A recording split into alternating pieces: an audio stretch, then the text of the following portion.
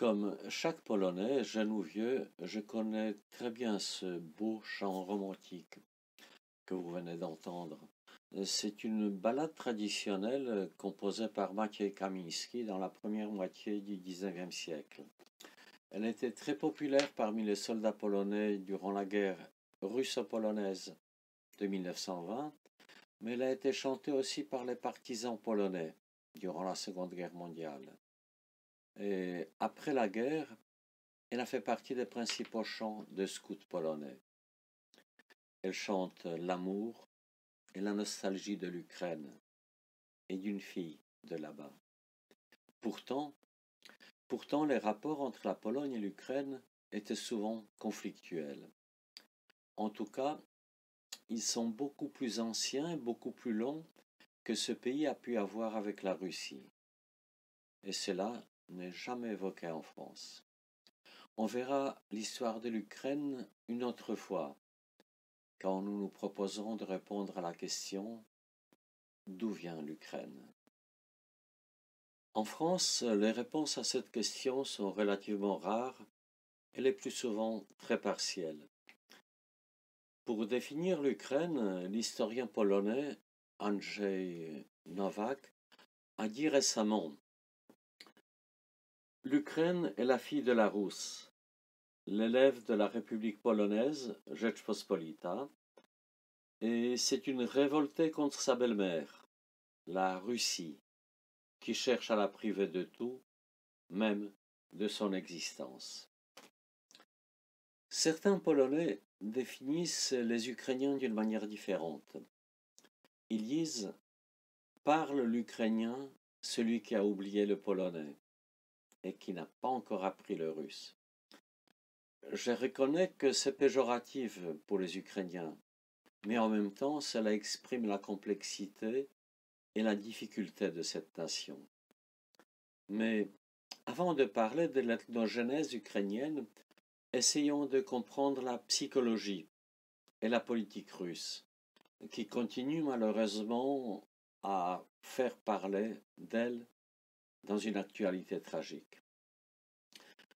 Essayons, dans la mesure où cela est possible, bien sûr, de comprendre la méthode et la folie de Poutine.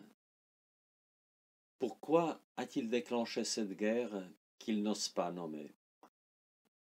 Cette folie et cette méthode ne sont pas le fruit d'un esprit malade. Elles ont des racines historiques profondes, visibles dans les siècles à travers la volonté d'expansion de l'Empire de Moscou et dans l'assèvrissement des peuples conquis. Ce n'est pas donc la folie d'un dictateur résidant à Kremlin, mais une méthode de construction d'un empire dans lequel Poutine croit fermement. Pour lui, l'asservissement de l'Ukraine est une question de survie pour son empire. Aujourd'hui, Moscou, la troisième Rome, la capitale de l'orthodoxie, se trouve face à de nombreux problèmes, mais plus particulièrement devant un sérieux embarras existentiel. Je m'explique. En Russie, la natalité est en berne, la mortalité en hausse, tout en enregistrant un déclin migratoire important. Autrement dit, le pays se vide progressivement de ses habitants, et cela malgré une politique nataliste parmi les plus incitatives du monde. La population russe se réduit à grande vitesse. En 1989, l'URSS recensait 287 millions d'habitants, soit plus que les États-Unis, qui comptaient alors 246 millions. En 1991, après la chute de l'URSS, la Fédération de Russie comptabilisait 148 millions d'habitants. Bien sûr, moins les pays qui sont partis, comme les pays baltes, l'Ukraine ou le Kazakhstan. En 2020, selon l'agence statistique russe, Eurostat, ce nombre est passé à 144 millions. D'après les dernières projections des Nations Unies, réalisées avant la pandémie et avant la guerre, la population russe pourrait tomber à 139 millions d'habitants en 2040. Selon les prévisions démographiques sérieuses, cette population devrait continuer à baisser pour atteindre même 130 millions d'individus, voire 110 millions d'ici l'an 2050. Alain Blum, le démographe à l'Institut national d'études démographiques, l'INED, précise que la population en âge de faire des enfants, actuellement, est celle qui est née pendant le baby crash, ce qui est l'inverse du baby boom. Cette forte baisse de natalité date des années 1990 surtout. Entre 1987 et 1999, le nombre de naissances en Russie a été divisé par 2. Aujourd'hui, la population en âge de procréer est trop peu nombreuse pour insuffler une croissance démographique. D'autant plus que cette baisse intervient dans un contexte d'augmentation de la mortalité. Le nombre d'enfants par femme est de 1,5 en moyenne. Il est donc inférieur au seuil de 2,1, indispensable pour renouveler les populations hors immigration. À cause de ce faible nombre de femmes en âge de procréer, la Russie ne peut qu'envisager de poursuivre cette chute de natalité. Cela est perceptible sur la pyramide des âges, plus étroite à la base, de plus en plus étroite. Ce n'est pas récent. C'était déjà une caractéristique des pays communistes. Depuis la fin des années 50, le nombre de décès n'a cessé d'augmenter, avec un pic en 1994. C'est totalement l'inverse de ce qui s'est passé chez nous. La mortalité a toujours été plus élevée en Russie que dans des pays européens, surtout de l'Ouest. En 1994, le nombre de naissances pour 1000 habitants était de 9,6, alors que le nombre de décès était de 15,6. En France, selon l'INSEE, le taux de mortalité était alors de 9,5 pour 1000 et celui de natalité de 12,6 pour 1000. De ce fait, les courbes de naissance et de décès en Russie se sont croisées en 1990. Aujourd'hui, en Russie, le taux de natalité est de 11 pour 1000 et celui de mortalité de 13,5. Et celui de la mortalité infantile, ce qui est plus grave encore, est de 6,8 pour 1000, soit le double de la France, 3,6. En termes absolus, cela donne une espérance de vie en Russie équivalente à celle de Guatemala. Donc on doit s'imaginer vraiment le problème, comme je viens de dire, existentiel. La Russie est actuellement au niveau de la France des années 50, au niveau de la longévité. Autrement dit, elle a un retard de longévité de 10 ans par rapport à nous. L'Ukraine est un pays peuplé de 144 millions d'habitants, majoritairement slaves, issus de plus de l'ancien bloc soviétique. Pour Poutine, ce n'est pas seulement la question de récupérer un territoire qui lui appartiendrait de droit, selon lui, mais il s'agit aussi de récupérer sa population pour l'intégrer à la Russie. C'est la même chose de la Bélarus, qui est de plus en plus russe. Il y a aussi un autre problème. La Russie a une forte diversité ethnique, avec environ 160 nationalités différentes. Selon le recensement de 2002, ceux qui se reconnaissent de nationalité russe constituent 80% de la population totale du pays. Mais leur démographie est en déclin, alors que celle de population musulmane est en hausse. Actuellement, près de 20% de la population russe est musulmane. Pour la troisième Rome, c'est un défi existentiel. L'Empire a déjà cherché à résoudre ce problème, notamment suite aux nombreux attentats terroristes musulmans qu'ils ont eus. Ils ont fait la guerre aux Tchétchènes, aux Afghans, et déjà bien avant, Staline a déporté les Tatars de Crimée.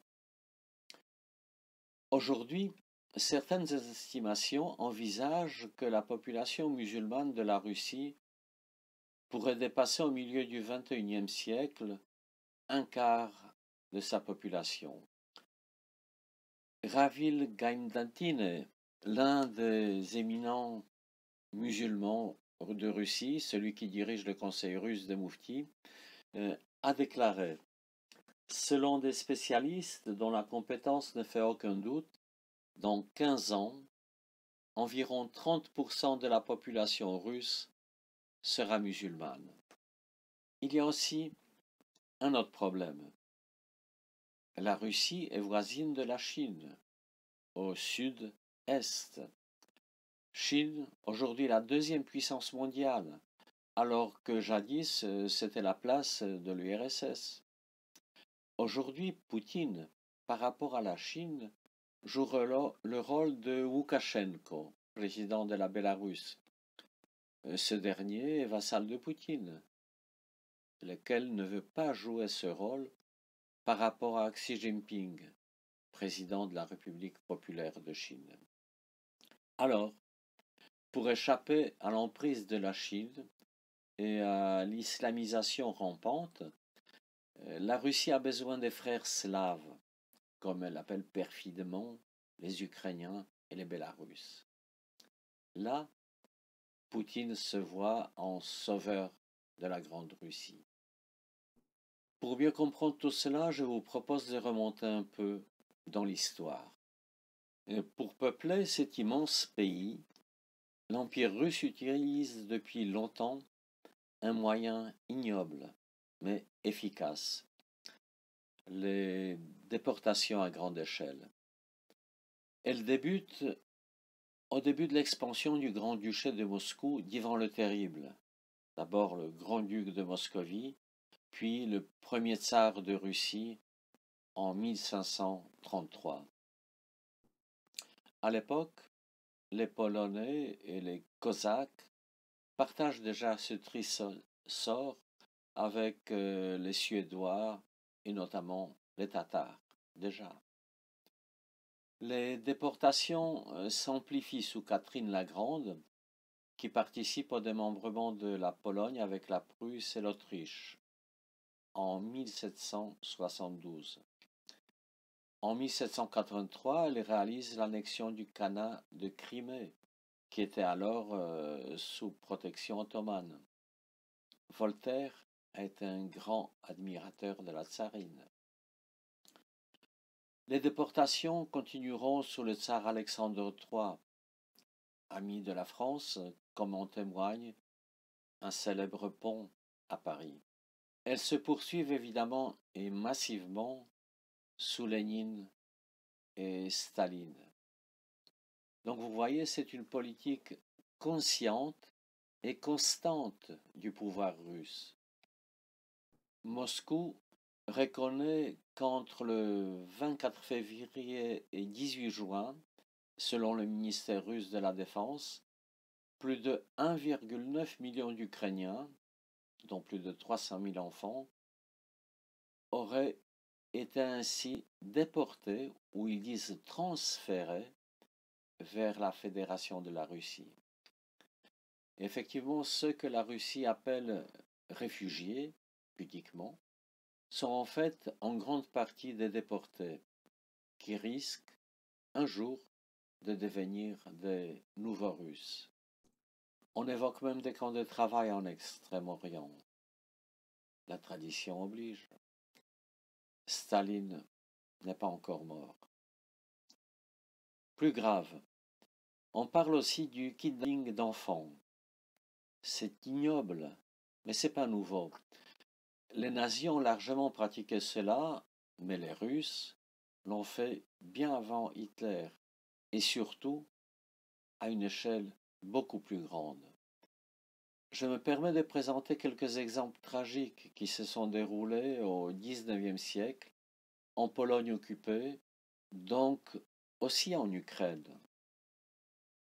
Ainsi, en 1830, après la défaite de l'insurrection des Polonais contre l'occupant russe, le tsar Nicolas Ier enfonçait le couteau dans la plaie, disant « Je ne sais pas s'il y a quelconque Pologne, si elle existera un jour, mais je suis certain qu'il n'y aura plus de Polonais. » En fait, il ne parle pas de l'extermination, style Shoah, mais il parle tout simplement de la russification.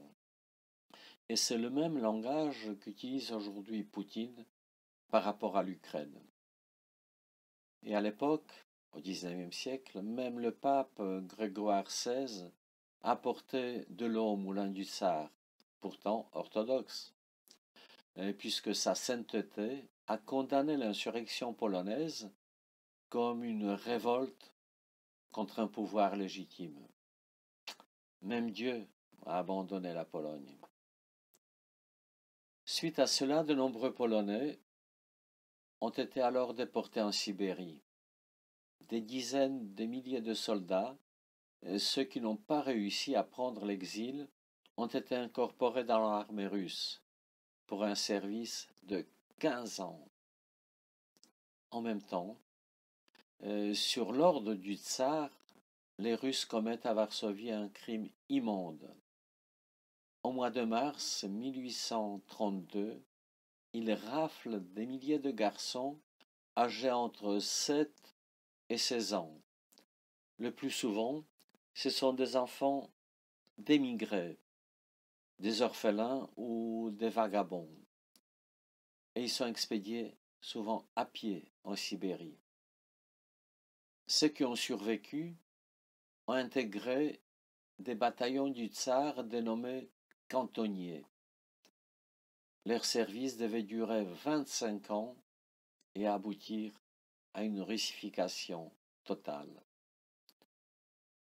30 ans plus tard, après l'échec d'une autre insurrection, celle de 1860, près de 20 000 personnes sont déportées en Sibérie. C'est aussi le commencement d'une vaste campagne d'unification administrative avec l'Empire russe et de la russification de la population polonaise. Même le nom de la Pologne disparaît. L'ex-territoire polonais devient alors pour les Russes, et sur les cartes des atlas, le pays de la Vistule, une simple province de l'Empire peuplée de gens détestés par les Russes. Déjà il y a plus de 10 ans, Poutine appelait l'Ukraine, au moins la partie orientale de l'Ukraine, Novaya Rossiya, la nouvelle Russie. C'est le même langage. Pour les conservateurs russes, ceci pour que vous puissiez comprendre ces détestations, la haine par rapport aux Polonais était viscérale et ancienne. Pour eux, c'est une nation de traîtres, traîtres au monde slave, qui ont refusé la réunification des Slaves sous les ailes de l'aigle bicéphale russe. De surcroît, ils se sont tournés vers la civilisation occidentale en adoptant le catholicisme romain. Ce sont des reproches que fait Poutine aussi à l'Ukraine. Et Yuri Samarin, un philosophe et écrivain slavophile russe du XIXe siècle, a écrit « Au nom du latinisme, la Pologne a sacrifié les éléments populaires de sa nature slave en greffant le latinisme dans sa lutte avec le reste du monde slave, ce qui a entraîné la disparition de l'État polonais. » Là, il fait allusion au dépaissage de la Pologne, au partage de la Pologne entre la Russie, la Prusse et l'Autriche-Hongrie. Plus tard, au début de la Deuxième Guerre mondiale, entre le mois de février 1940 et juin 1941, les Soviétiques, qui étaient alors alliés d'Hitler, ont déporté environ 1 200 000 Polonais lors de 4 vagues successives de déportations massives. Ils l'ont fait principalement à partir des territoires polonais occupés par les Soviétiques, notamment de l'actuelle Ukraine et la Bélarus. Toutes ces déportations s'accompagnent évidemment de la politique de la russification des peuples conquis. Et probablement dans 20 ou 30 ans, ou dans 2 ou 3 générations, les déportés ukrainiens d'aujourd'hui, et surtout les enfants, seront des parfaits citoyens russes. Combien de Russes aujourd'hui ont des racines polonaises? Bonne question. Et vous serez surpris d'apprendre que ce fut le cas notamment d'un certain Tchaïkovski, que je n'ai pas besoin de présenter ici, mais aussi de Konstantin Tsiolkovski, père de l'aérospatiale, de Przewalski, naturaliste d'origine polonaise, géographe, explorateur de l'Asie centrale, et celui qui a découvert le cheval de Przewalski, un cheval sauvage de là-bas. Mais aussi l'écrivain Dostoïevski et les musiciens comme Igor Stravinsky, Rostropovitch ou Shostakovich. Mais aussi, il y a des moins honorables, comme le marshal et héros de l'URSS, Konstantin Rokossovski, ou le sinistre Félix Dzerzhinsky, fondateur de la Tchéka, la police politique de l'URSS. Certains disent qu'aujourd'hui, la moitié des Sibériens ont une origine polonaise, ou plus précisément polono-bélarusso-ukrainienne. C'est fort possible. Le grand poète russe Lermontov, qui a détesté cette politique tsariste, impérialiste et de russification, avait écrit « Viendra le temps où je serai esclave, mais l'esclave du tsar de l'Empire mondial. » Aujourd'hui, le dictateur de Kremlin poursuit cette politique impériale en s'attaquant à l'Ukraine, dont nous verrons l'histoire dans la prochaine conférence. Merci.